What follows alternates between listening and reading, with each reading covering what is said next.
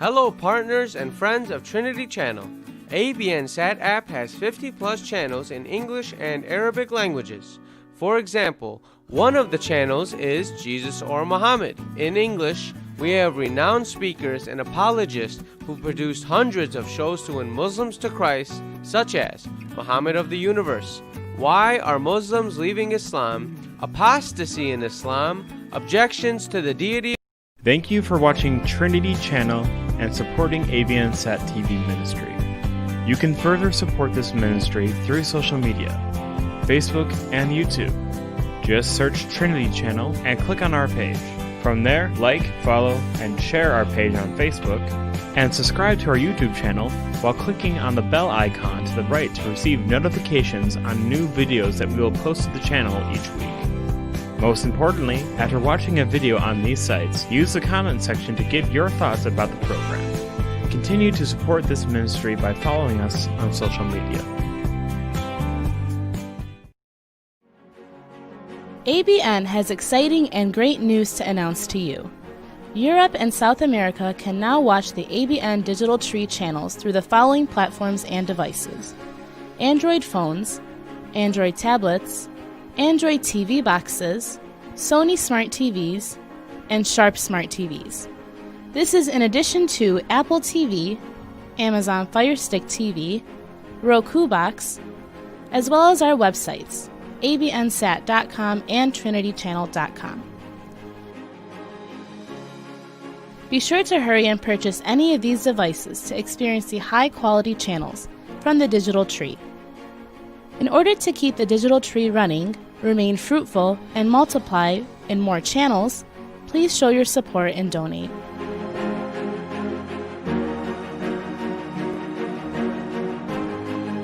For more information, please call the numbers at your screen.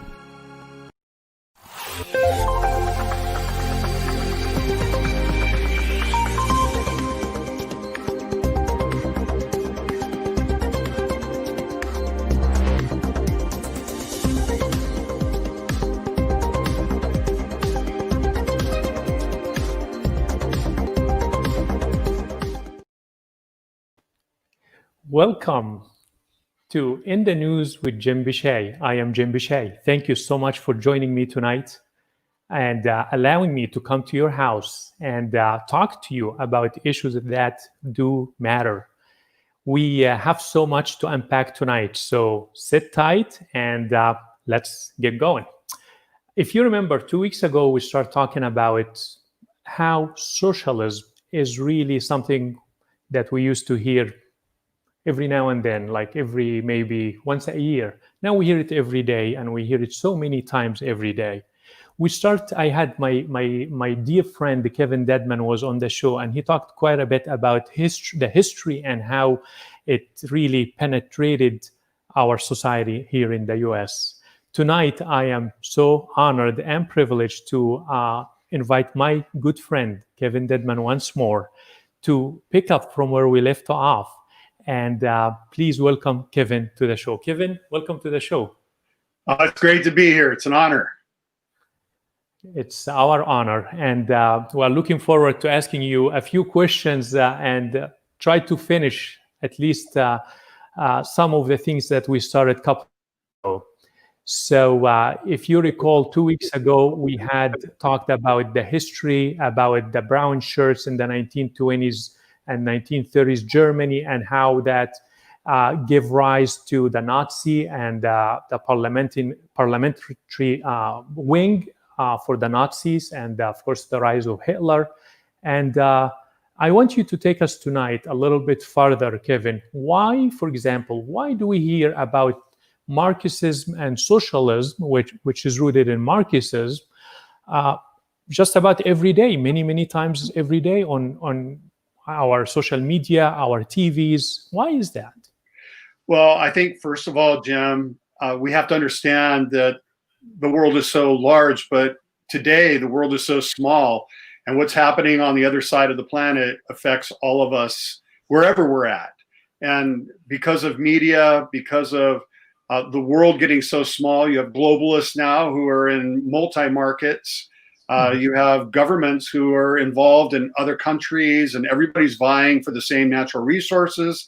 And so, we're hearing a lot more about different kinds of governments and how they affect us more than we ever have because of the smallness, because of the technology age that we live in. Very true. Very, very true.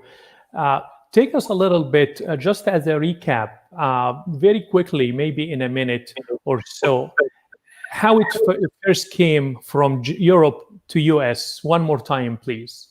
Yeah, well, also in getting into this, realize that I'm fairly new into this as well. It was only at the beginning of this COVID crisis that I started questioning things. And then when BLM started, Black Lives Matter, I started researching that and found that it was a Marxist organization.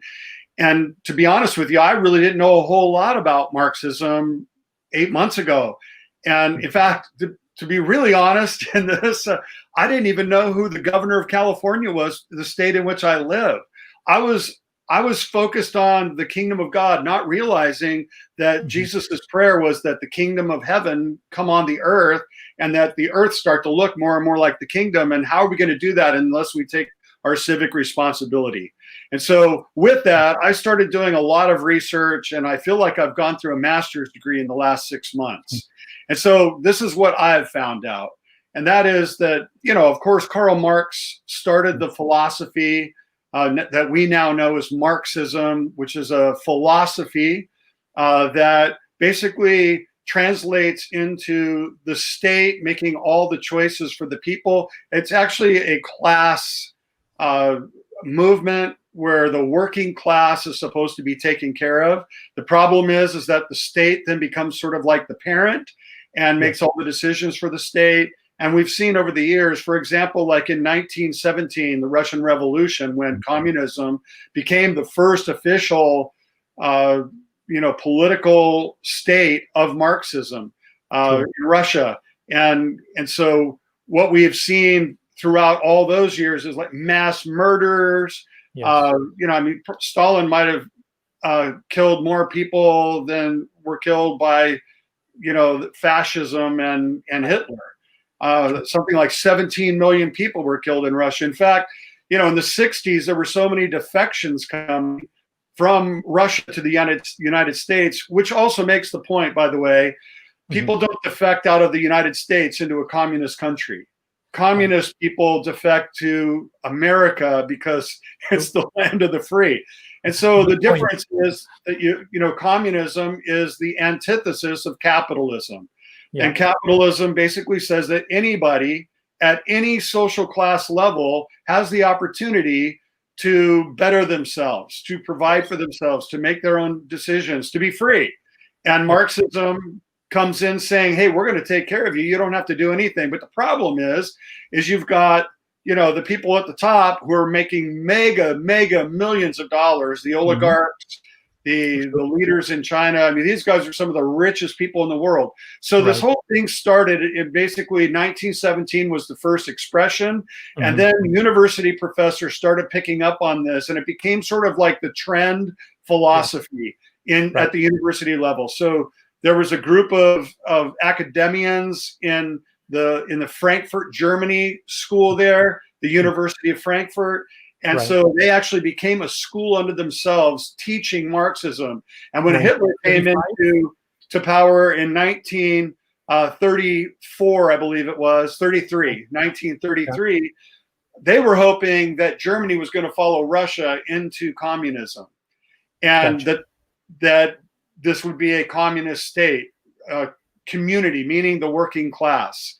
And so Hitler actually was going to, kill them because it wasn't going to, what he was doing was not going to work with communism. So they fled to Geneva, Switzerland. They didn't want them there. So they came to Columbia University, started speaking into our universities, and it's been growing ever since. We saw in the 50s, for example, Senator McCarthy from Wisconsin had 6 or 7 years in which he was hunting down in our culture communists, primarily those who were from the Frankfurt School, who had now infiltrated Hollywood and the universities. And that was shut down by the media. the media has been complicit with the growth of Marxism ideas disseminating in our culture ever since 1935, when the Frankfurt School came over. We saw an increase in the 40s and 50s after World War II. Yeah.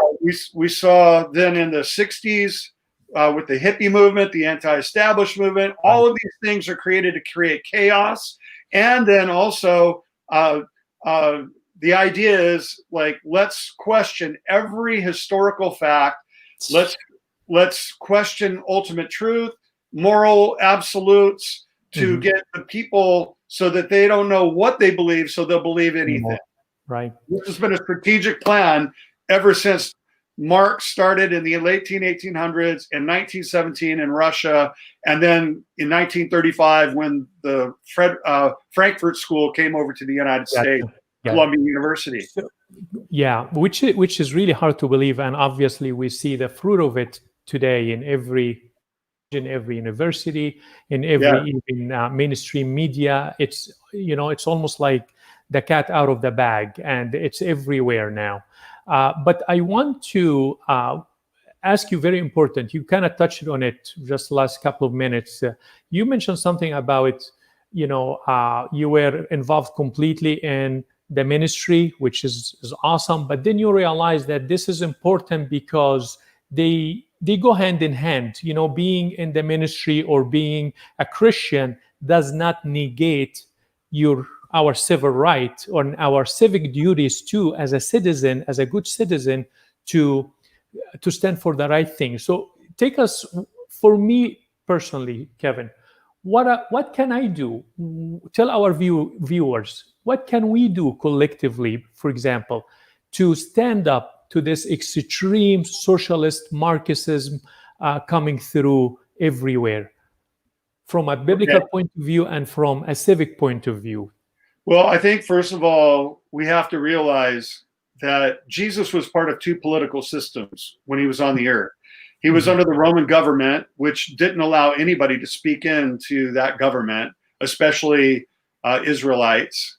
And then he was also under Judaism, which was a political system within the Roman government. The Roman government allowed Judaism to function in their political system as long as they kept the Roman peace, the Roman, the Pax Romana, keeping the public peace. And so Jesus spoke into the religious system, the political system, I should say, that was ruled by the Pharisees and the Sadducees. He didn't speak into the Roman government because he wasn't allowed to, but he did have access because he was an Israelite.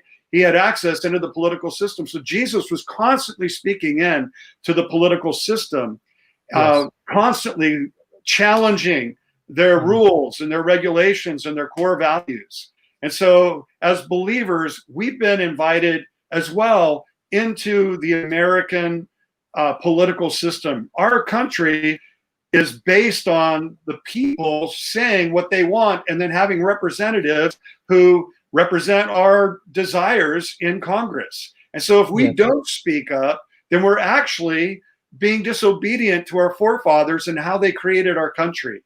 And so once I realized that, then it was all on. Then I was like, okay, now I need to educate myself.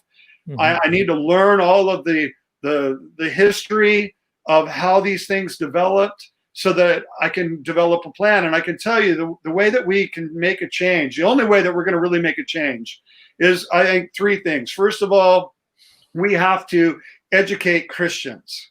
We have to educate Christians to take civil responsibilities, and we have to educate them how to speak to the left-wing Marxists who are being raised in our very homes, through our universities, through our school systems. Because look, we can't even use scripture because they have no value for the Bible. We can't even speak necessarily in like 2 + 2 = 4 kinds of scenarios because they don't believe in absolute truth. It's very true. And so the only thing that we can really do at this point is allow Holy Spirit to give us insights into their hearts that are broken, depressed, hopeless, because there's no answer for that. The Bible says Jesus is the way, the truth, and the life.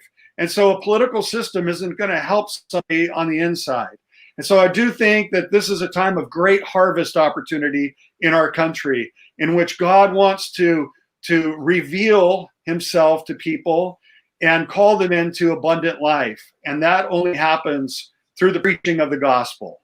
Amen. Secondly, I do believe that God wants to raise up Christian missionaries for the school system, as well as like being part of the school boards, PTAs. Yeah. We need to get back into public schools. We need to get back into our county board school districts scenarios.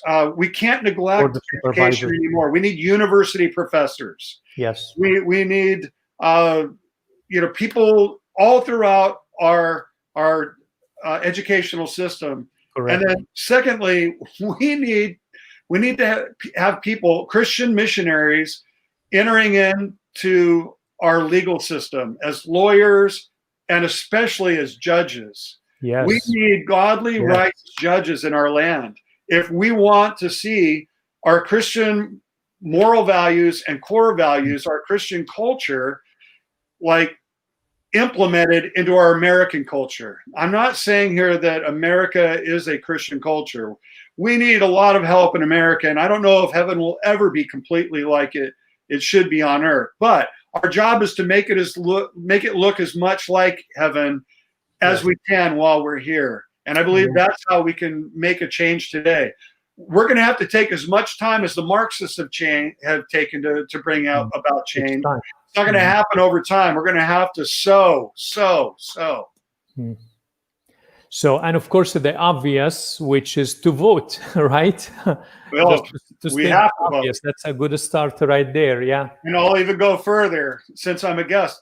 If we do not vote for Republicans right now at every level, then we are in danger of losing. The Republicans are in danger of losing Congress. We're in danger of losing the presidency if we don't vote for Republican right now. And yes, while you may not like President Trump's personality, his temperament, he's not a guy I would necessarily want to hang out with either. But when you look at the options, we either have a progressive new Marxist left-wing new Democratic Party that's going to bring in more BLM kind of stuff, more rioting.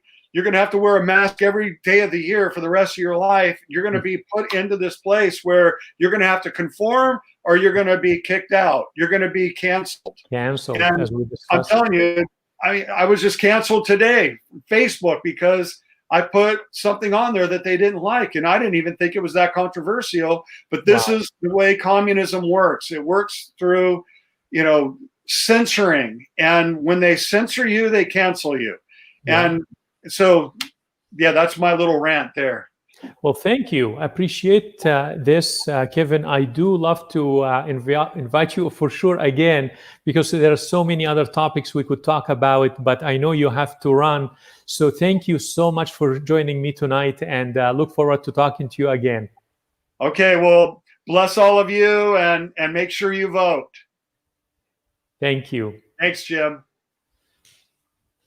So you guys heard it. It's very vital that we vote. It's very vital that we get involved. And we've been saying that for the last few weeks, literally since the start of this show. And that's the goal of the show, to get people active in the political arena, get people involved. Kevin mentioned judgeship. And of course, whether it's judgeship or attorneys or just standing up for the right thing. And I cannot emphasize enough what's being said, because the roots, if the root is rotten, if the root is in Marxism, I doubt anything good can come out of that. Would you? I don't see how. If someone, it could disguise itself. Nobody comes and say, hey, we're going to take over the world. We're going to just do away with everything you like. And no, even the devil doesn't come like that. That's really a stupid way to come to attract anyone. But they come and say, hey, we're going to do this free. The government is going to take over. The media is going to take over. and slowly but surely you are canceled. Your opinion doesn't really matter. You are not adopting the right views. You are a racist. You have hate speech, just not because you said something hateful, just because you said, well, we have values. Hey, you can just say the same thing that could be said even as a few months ago. I'm not going to say a few years ago, just a few months ago. And as we mentioned before in a different show, you get canceled, you get silenced. Kevin just told us that he got silenced on Facebook. One of my big accounts on Twitter got canceled. A few thousand people, followers, all of them were gone in a heartbeat. And guess what? I never recovered that account back until this day. I still have other account, but I make the point that is very important. We need to stand up, my friends. I know I don't try to emphasize any political agenda, especially on the show, but I try to emphasize values. I try to emphasize what we stand for. Okay. I'm going to go back because last time we talked about the Supreme Court, because it's such a very important branch of government, because that's one person, actually, I think Justice Ginsburg, she said it's the crown jewel of the republic is independent judiciary branch.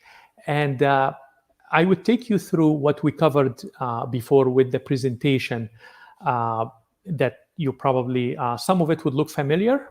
And you would see right here, the court packing. Why is it a disastrous idea? For those of us who don't recall what court packing is, we're gonna go ahead and move forward. Next slide. And that's a picture right here of, you're gonna see a picture of the Supreme Court.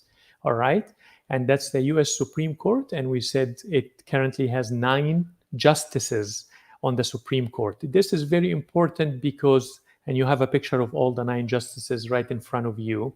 Of course, Justice Ginsburg just passed away and her seat is empty and is being filled with likely Justice Barrett, who stands for values we stand for, stands for the unborn, it stands for the freedom of speech, it stands for the freedom of religion, it stands that we get together, freedom of assembly. You can't even do that nowadays. You could get arrested literally for doing that.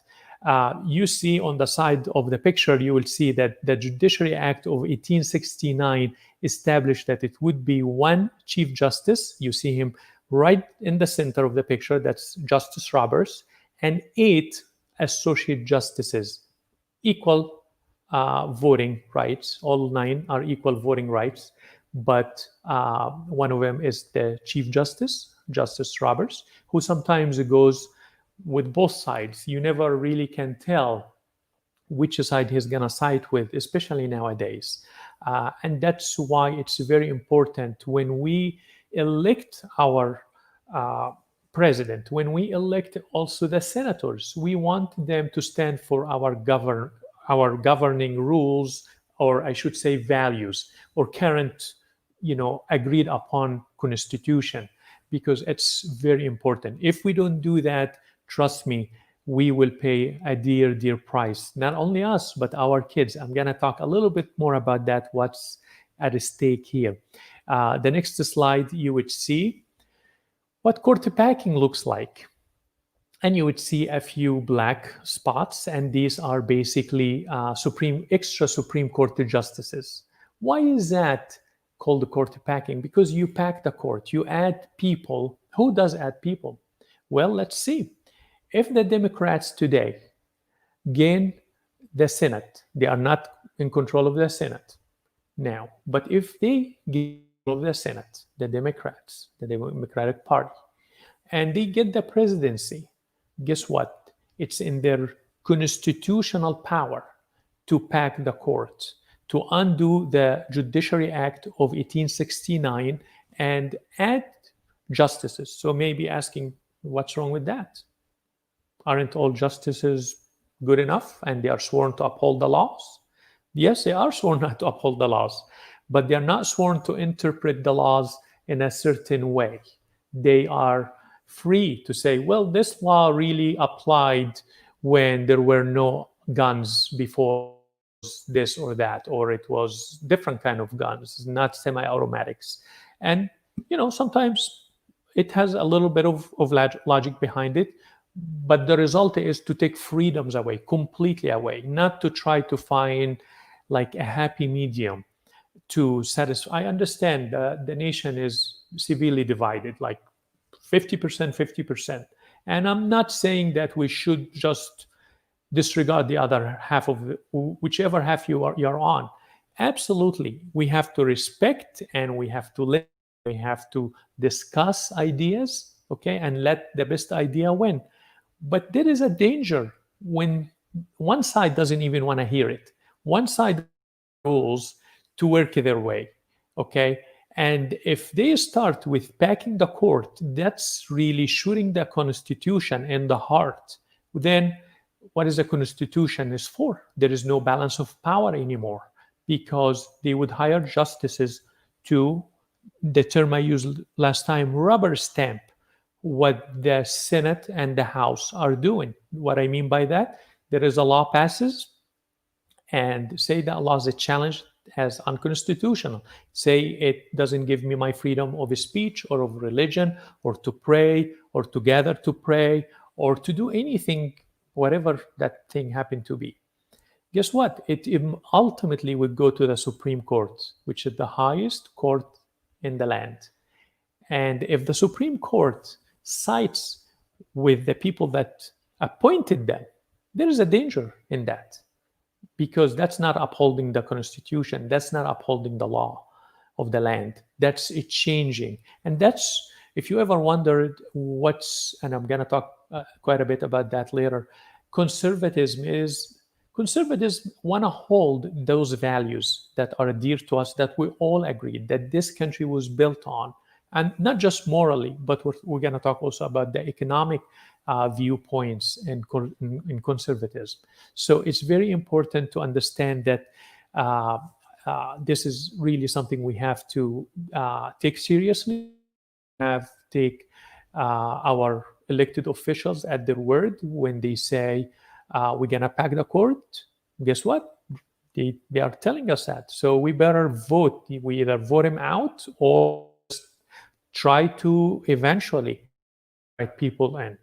The next slide, which you've seen before, and I'm going to run it one more time. It says here, that's a copy of a picture of the US Constitution. And I'm going to focus on the next slide, which is Article 3, Section 1. And we read it. I'm not going to read it again. I read it last time. But it says here that the judicial power is vested in the Supreme Court and other inferior court, meaning other district courts, other federal court systems, and of course, other state courts as well, which works parallel to each other. It's a federal case or a state case. If it's a constitution or one of your rights, it's definitely going to be a federal case, and is going to go through the federal court system all the way to the Supreme Court, if the facts warrant that it goes all the way up there. So I just taking you, my friend, here to review really quickly what's at stake. Really quickly again, another picture here of Article 2, Section 2. That's the next slide of the Supreme Court.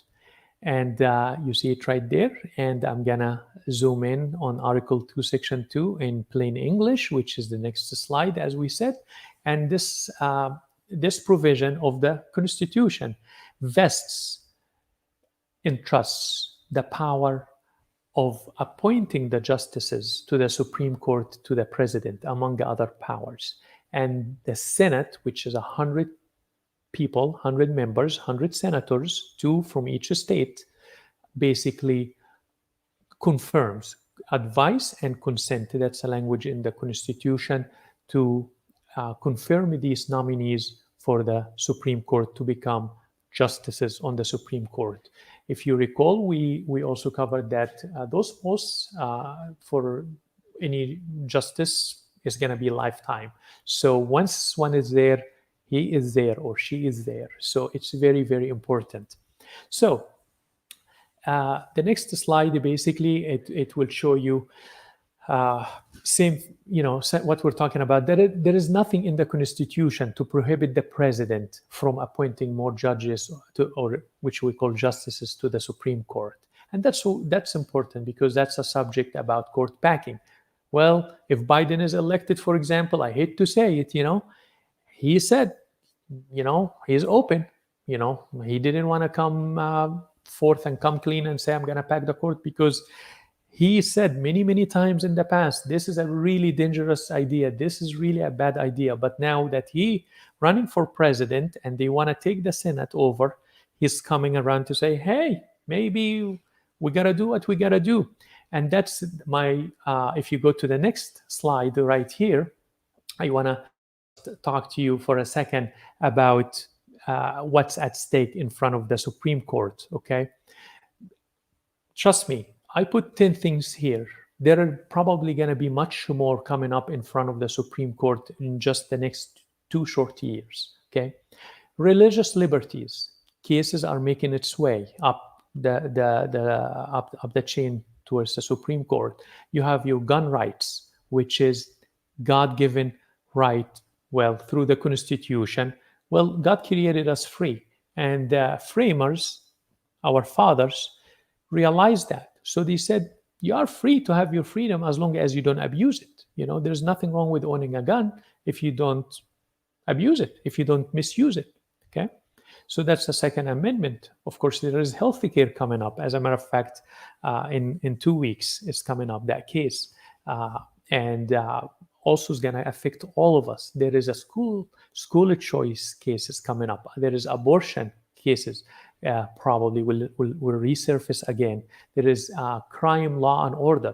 Do you want law and order? Do you want to live safely? Do you want your you can go out without being threatened or without being killed even?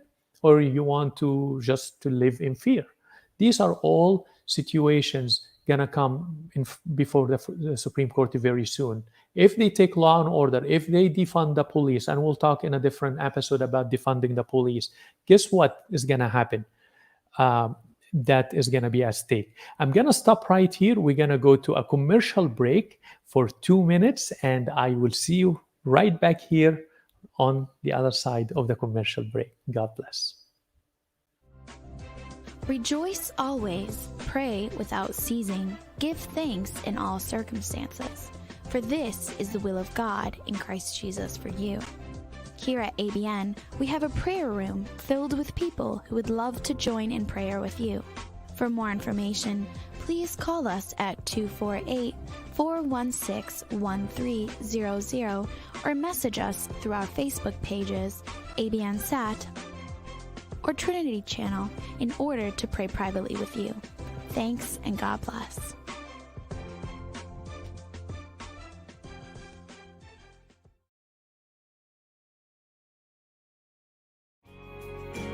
ABN viewers, how do you watch our programs? Do you watch on satellite, online, or even through our IPTV boxes? Do you like to watch our shows on your iPad, your iPhone, or even on YouTube? Please contact us at 248-416-1300 and let us know which way you see it best.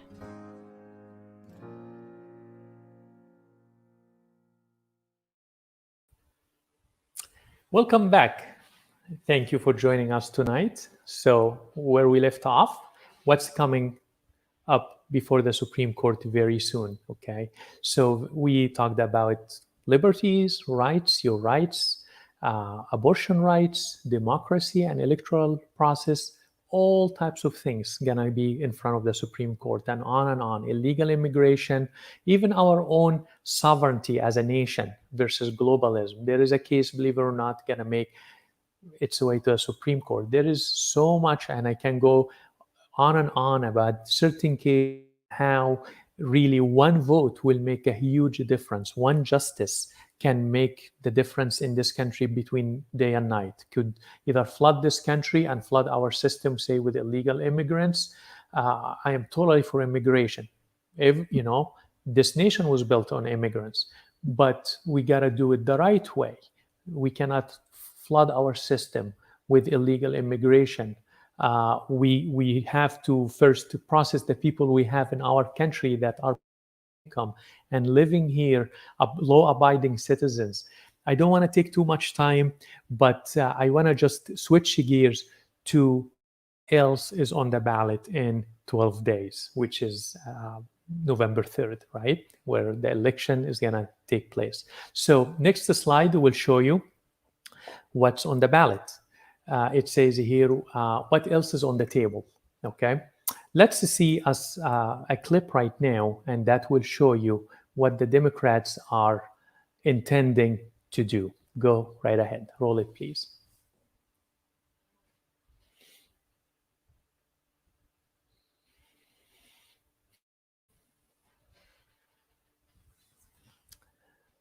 We may have a little bit of technical difficulty, but it will come right up.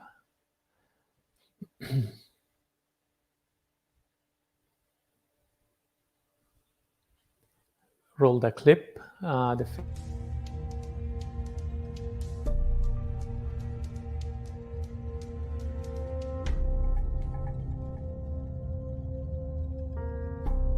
Believe me, on D.C. and Puerto Rico, particularly if Puerto Rico votes for it, D.C. already has voted for it and wants it. I'd love to make them states. Okay.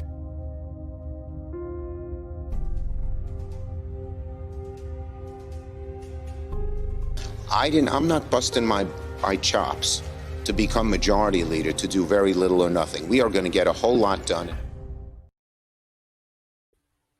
Okay. He is not busting his chops to do little.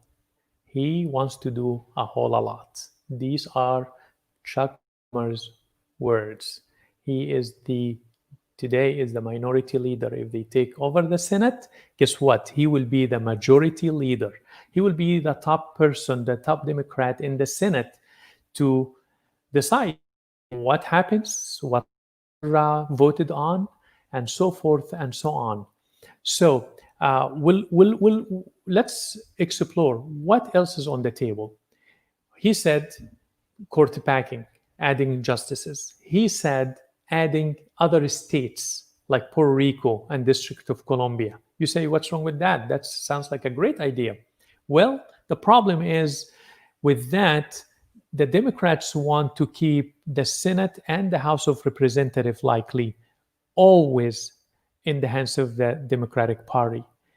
And if they put the justice they want to put on the Supreme Court and in the federal system, guess what happens after that? There are only technically one branch of government, well, namely the Democratic Party. They control the Senate, the House, the judiciary, and of course, if they have Joe Biden and Kamala Harris in the White House to sign these into laws, there is one system. There is no balances. There is no checks in our system anymore.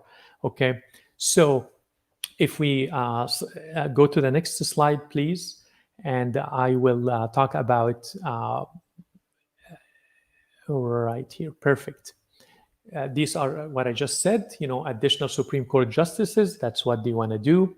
They want to also eliminate the filibuster. What that is, that completely silence the majority. It's not good enough to be the majority, at least, and listen and argue with the minority. That's the system. Both sides, Democrats and Republicans, abided by it for 200 some years. But now they want to cancel that filibuster.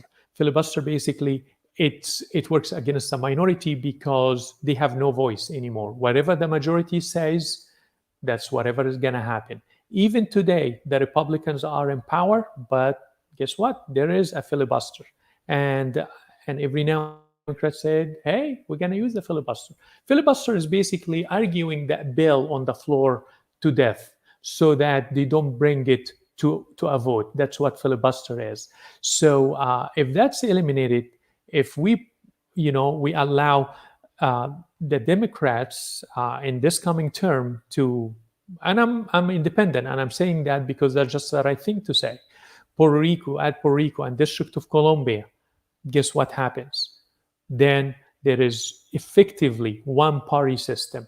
We don't have balance of powers anymore. Moving right along, we still have quite a bit to cover, so I'm going to try to cover as much as we can. How we keep the balance of power, keeping that balance of power. And we said we protected by not allowing these things to happen, by voting, basically, by standing up for the people that are working to keep the Constitution, keep our balance of government, our balance of powers, all three branches working together. You see how they give the House, for example, impeach Trump. Regardless of you agree, disagree, most people disagreed because it's over a phone call. It's really abusing power when that happens. But at least there is another side standing up. He cannot do whatever he wants. The Senate cannot do whatever they want, the majority. If we do away with that, then honestly, we're going to be in deep trouble. So I'm going to move to the next slide as well. And that will get us into this point, which is very, very important. Capitalism and socialism. And I'm going to spend probably the balance of my time on that because we talked about bills, we talked about rights, but how about your pocket? How about your money? Why capitalism works and how socialism, which happen to be rooted in Marxism, and you will see that picture on top of the money, right on your screen, that's Karl Marx. And Karl Marx basically established Marxism. He was in Germany. And Marxism, as we heard earlier on the show also, that was the root of the socialist movement, okay? So we're going to go to the next slide, please. And that's a clip. We're going to show you this clip. Please take a look. Gentlemen, we've talked an awful lot on our air recently about socialism versus capitalism, defending capitalism, all of the different political pressures that are kind of being brought as we get into another election year. And I thought maybe we could talk about that this morning, too. Over the weekend, several questions came up about defending capitalism. And Warren, you did step out and say that you're a card-carrying member, a card-carrying capitalist in front of everyone. What do you think about the attacks that we've seen to this point on capitalism? Well, I don't think people exactly even know what they're talking about. It isn't that capitalism is perfect, but if you look at what was here in 1776 and look at what is here now, this country has done an incredible job in terms of the deployment of resources and human ingenuity, and that is a product of a system. Now, does that mean that every decision should be made simply by open market determinants?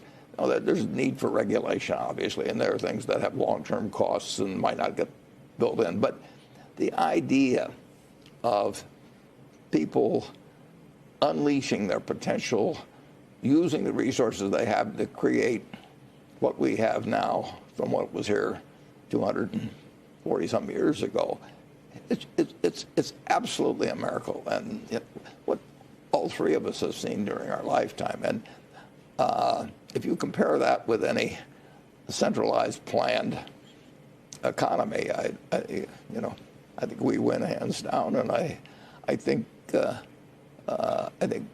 we've just started with what capitalism can produce in the United States. But I do think it obviously it needs certain rules and regulations. Bill, you did an interview in Davos with someone, and you made a pretty innocuous statement that you looked around, you thought capitalism was the best system, and you got attacked online from all these people who came up with these crazy statements about how could you say things like that. I mean, what do you think about the climate when you see things like that? Well, some people think when you defend capitalism, you're defending the tax rates we have today and saying that higher absolute tax rates or more progressive tax rates, that you're disagreeing with them. And I don't think Warren and I are disagreeing that you could make the taxes more progressive. In fact, we've been very explicit in some areas, like the estate tax, and saying we think that would be a good thing. Socialism... You got your wish, it came back. Socialism used to mean that the state controlled the means of production. And a lot of people who are promoting socialism actually aren't using that classic definition. So what we're going to have is capitalism with some level of taxation. Most people really aren't arguing against capitalism. There may be a few, but most people are just saying that the taxes should change. Although Okay, so you heard it. That was Warren Buffett and Bill Gates. Yes, they are very well-to-do, wealthy billionaires, and maybe you would think, well, it's easy for them to say capitalism is working great for them. But guess what? If you hear the whole thing, and I'm going to try to run another clip or two really quickly before the end of the show, if we could, you would hear that capitalism really, it's not about one person getting much and everybody else loses, okay? Capitalism is about private enterprise. It's about ingenuity. It's about, let the best product wins. Let the best product win. Let the best idea win. Let the best investment win. Because what that does is it just makes the whole society up and up and up, improving and improving. And a lot of people will get rich but guess what? Not just one person gets rich, even shareholders. I could buy maybe only one share at a tech company, and maybe that share does eventually well, and I buy another one, or I could invest in something else, and you get the picture. So they're talking about, when Warren Buffett said about a centralized system, he means socialism. And he did mention that as well. So socialism, yes, it is rooted in Marxism, which is nothing good can come out of that. It's about the government knows best. In the government, you see right there on the slide, side by side, I put capitalism, socialism, and I put a hybrid between capitalism and socialism, but which Bill Gates probably more start hinting about in that last segment. And it had to do with capitalism, where we preserve the system of economy and the rule of the government only to ensure a level playing field. Okay, that means the government is it. Okay, the government there is a term for that. It's called laissez-faire, and it's obviously a French term. It means leave us alone, and that's what capitalism is. There is pure capitalism. There is hybrid capitalism, and we're not talking about just one wins and everybody else loses. We're talking about capitalism and where we all improve.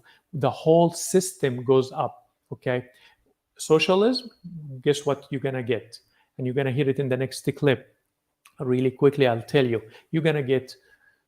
Look at Venezuela, look at China, look at many countries. Actually, China, they're going to mention that when they start copying,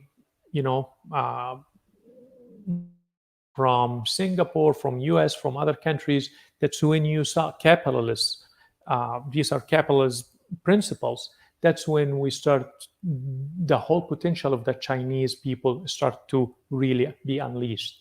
So, but if you just have socialism, guess what happens? The government takes over every industry, not just healthcare, every other industry. The service goes immediately down, my friend. And I don't have any, for me, I work now for the government. Everybody else, I'm saying, in a social system, everyone works for the government. I'm going to get a little bit, I work whether or not. So guess what? Most people will try to get by with the least. Forget about try to compete. Forget about the inventions and the creativity and the ingenuity and all those great principles that this whole system of economy was built on in our beautiful nation. So I want to also touch up on the third system, which is, yes, capitalism, but with more different, sometimes the tax structures to allow the system to take care of the people that, fell off the wagon, for example, or left behind in a rural society. With that said, let's want to show you one more clip from the same interview and with Warren Buffett and Bill Gates. And here you go. Roll it, please.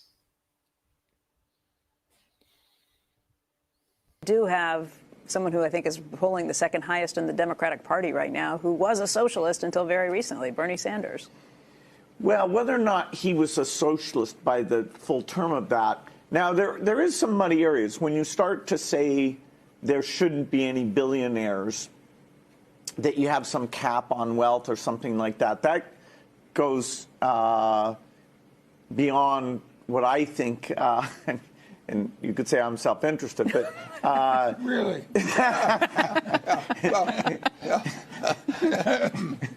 We will exempt the present ones. No, but government needs to reallocate some resources. I mean, the extreme case would be in World War II. I mean, that's the closest we've come to socialism. You had an Office of Price Administration. You had a War Production Board. But during peacetime, you're always prepared for war, and you do that through government. Government needs to reallocate some resources. But the market system, which exists under capitalism, is an extraordinarily effective way, and has proven it, of using resources, human and other kinds, to produce incredible goods. And Henry Ford could devise a system that could turn out a couple million cars a year, but he could only use half a dozen himself, or his whole family could use 50. I mean, he had to turn out a couple million cars that other people got to use, and that would not have, in my view, I think if you'd set up a government bureau in 1850 and given them 100 years to develop a car, I'm not so sure that you'd have ever come up with anything like the assembly lines of Ford and all of the things that have happened. Human ingenuity is incredible, and you want something that maximizes its use and then curbs a few of the ideas that some of those people may have to sort of have it fall for themselves. Charlie, you've made the same point. The great proof of how capitalism works is China. When China copied Singapore and let the farmers own their own plots and let the manufacturers own their own businesses and so forth, China's productivity increased many times, and they went from rural poverty to modern extreme wealth, and they did it by adopting a fair amount of capitalism. Now, if a Democratic politician doesn't understand that, he's nuts. You've made the same point, though, Charlie, that you think private sector does it much better than the government sector. However, a lot of these people who are running also want to make government much bigger. Do you have a quarrel with that or no? Well, as they say, if you love your post office, you're going to love socialized medicine. Yeah, and they don't necessarily want to make it bigger in terms of redistributing. They may want to. The market system is brutal, and it leaves behind people who are perfectly wonderful people who don't have market-related talents. And who are just unlucky. Yeah, just plain unlucky. And in a rich society, believe me, if we have a war or something like that, we call on those people and pay them practically nothing to go fight for us. We want goods flowing, but it's going to displace the textile worker that we used to have and so on. So the function of government is not necessarily to get bigger. It may be in an important way to take care of people who, for one reason or another, get left behind in a market system that you also regard as the... Okay, so you saw it, the government role is to take care of some of the people that are left behind in the capitalist system, in the capitalism system, okay? It's not the government role, and should not, to take over all our facets of life, to tell us when to eat, what to wear, when to speak, when to be quiet. That's not really the role of the government. That's our God-given roles, and that's why the whole world literally want to live in the United States, because of these freedoms. There is just want to touch on that slide in front of you. You would see capitalism plus socialism, and that's very much an example in Scandinavia. Okay, Scandinavian countries like Denmark, Sweden, Norway, and they have a capitalist system, yes, but it also has some elements where the government in charge of, as long as the government is keeping control in a positive way, doesn't lose the service and the product, but it also rewards the individual. So it's like a hybrid between the two systems. But guess what? Much capitalism underpinnings in those systems, and much to a much lesser degree the socialism system, just to take care of people, to almost guarantee a minimum that people do not fall below. And that may be actually not a bad thing, because some people, for one reason or the other, they may not be able to catch up with a heated economy, with a very heated technologies going up every day. So there is nothing wrong with helping the helpless, but in a limited way that also does not encourage people on just not working. Everybody has to work. Everybody has to see the fruit of their hand. If they want to work harder and be innovative, they should be able to do that. Okay, so that's basically the difference between capitalism, socialism. I like the gentleman in the middle, Charlie, when he said, if you like your postal office, guess what? Socialism is good for you. If you want every system to be like your USPS, there's nothing wrong with the USPS. But guess what? They've been losing billions with a B for years now, and they keep praising the stamp prices and all that, but it's still billions because of the mismanagement of things. And that's what we usually do see when there is a monopoly in industries. There's no reason to improve. There's no reasons to reinvent. You have, for socialism, you have Venezuela, one of the richest countries used to be in the world just 20 years ago. And guess what? Now they're standing in lines for food. They're standing in lines even for water. There's no clean water. They don't even have gas to put in their cars, and they produce gas because they want to sell it all. They have to, because otherwise they're gonna starve. So just to really, really important for you, my dear viewer, to understand these things, because when people say we want a socialism, we want a free education, free healthcare, minimum wage guaranteed, that's fine to have some sort of minimum, as long as everybody's working, and as long as we do not destroy our free market, our competition, let the best product win, let the best customer service win. That's what we're here to support, and that's what this program is about. Not about capitalism per se, but about to give you all the information you need, and hopefully over a period of time you get to understand the different things, the different ideologies, and the different workings of the system, and compare it to other systems. So you can, when you go to the ballot box, or when you even just support with your money, with your time, where your support is going. And US, of course, is a capitalist country, but we do have taxation, of course, and we do have that is well reserved for some functions that individuals cannot take care of. I am unfortunately almost out of time, but if you go to the next slide really quickly, I will show you here. a quick clip, if we have time to roll that short clip. And how do you fix the problems, or at least the perception of problems, which there's a huge perception out there in the American voting right now. Obviously, it would help if our government were wiser. And it would be wiser if the two sides didn't hate each other so much. Anger drives out reason. And there is absolute cold fury between politicians on one side and politicians on the other. It's quite counterproductive. For that reason, I don't allow myself to get angry at politicians. How would you fix it? Well, I just don't let. You see it.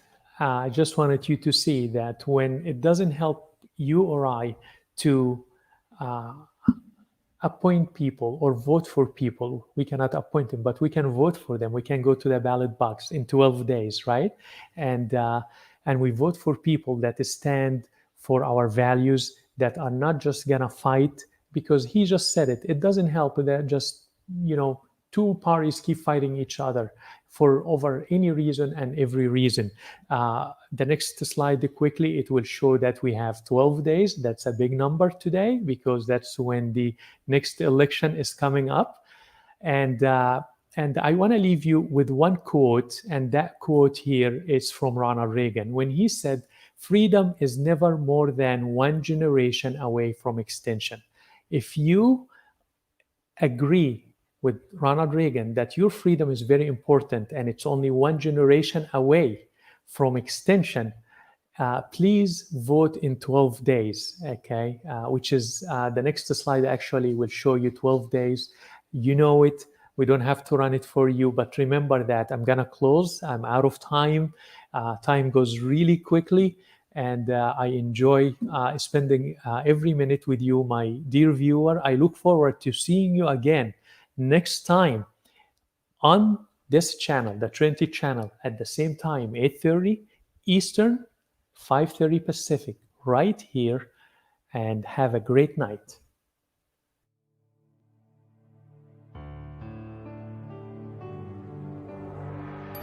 You are watching Trinity Channel.